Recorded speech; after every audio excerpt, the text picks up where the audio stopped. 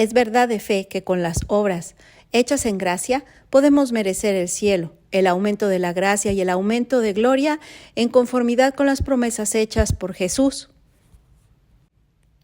A esto, como vimos en los capítulos anteriores de nuestro curso, le llamamos método de condigno. Pero existe otro método, o más bien otro mérito, que impropiamente dicho se le llama mérito de congruo, que no es el derecho a obtener una gracia fundada en las promesas de Dios, sino más bien la confianza de obtenerlo por la divina misericordia. Por ejemplo, podemos decir que la persona que no está en gracia puede merecer, de congruo, la gracia de su conversión, por ejemplo, en virtud de sus buenas obras, solamente por haberlas realizado de buena voluntad, aunque no las hubiera ofrecido a Dios. Sin embargo, de condigno, sabemos que el hombre en pecado no tiene derecho a ninguna recompensa. He aquí la importancia de conocer y saber cómo hemos de permanecer en gracia de Dios. Y es por esto la importancia de este curso, el curso de Teología Sacramentaria, que te invito a continuar escuchando. Bienvenido. Y comenzaremos a estudiar lo que es la gracia actual. La gracia actual es luz en la inteligencia, es fuerza para la voluntad. La gracia actual resulta necesaria para cualquier acto de orden sobrenatural. Expliquemos un poco esto. Un acto de orden sobrenatural es como, por ejemplo, aceptar la fe, evitar el pecado, hacer un acto de amor de Dios, para rezar, para conocer también las verdades divinas, para perseverar en la gracia santificante. La gracia actual puede definirse como un don sobrenatural porque viene de Dios. Él es quien lo otorga. Ilumina el entendimiento, nuestra inteligencia, y mueve y conforta la voluntad para poder realizar esas acciones. Así, el hombre se vuelve capaz de realizar una acción sobrenatural de modo transitorio. Ya sea que la gracia actual sea concedida a un justo que ya la posee de modo habitual, o que sea concedida a un pecador que se encuentra en pecado mortal, siempre es de orden sobrenatural.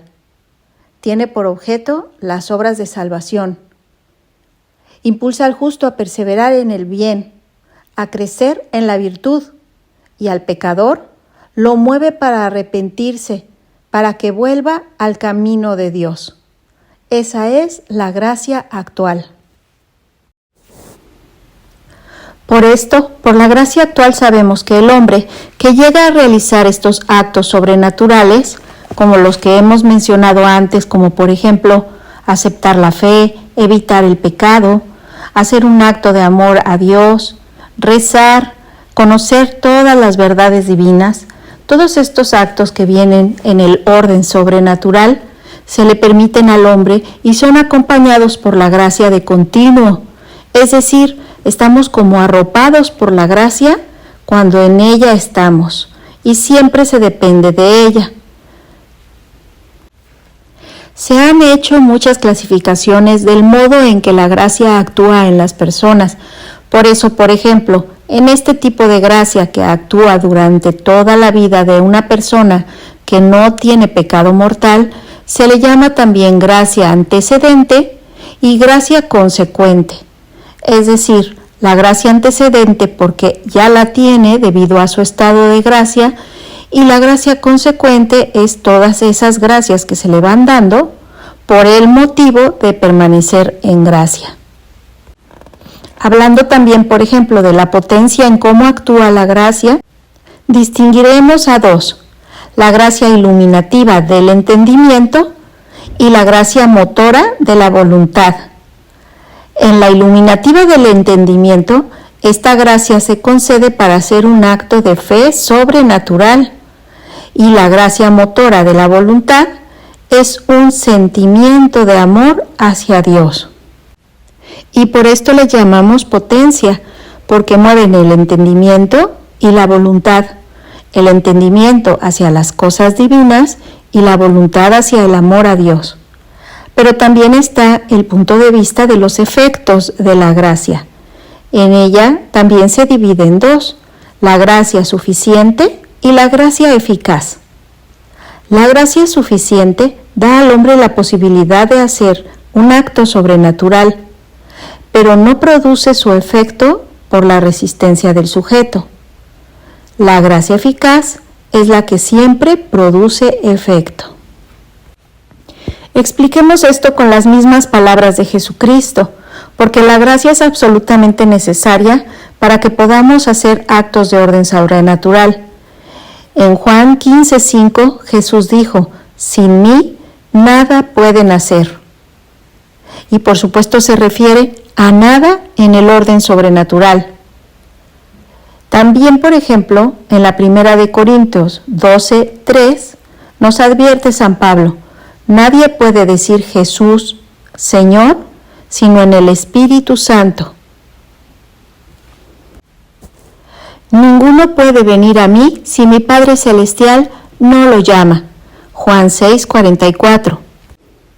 Por eso es importante comprender que un acto que realizamos con nuestras propias fuerzas nunca podrá rebasar el orden de lo natural, y todo lo que concierne a la fe y a la conversión siempre es de orden sobrenatural. Pongamos, por ejemplo, un árbol que es silvestre. Por mucho que se cultive, siempre producirá frutos silvestres, pero si se le aplica un injerto, brotarán de él ramas, flores y buenos frutos, y se estará capacitando para producir frutos mejores. De este modo semejante le sucede al alma. No puede en sí producir actos sobrenaturales.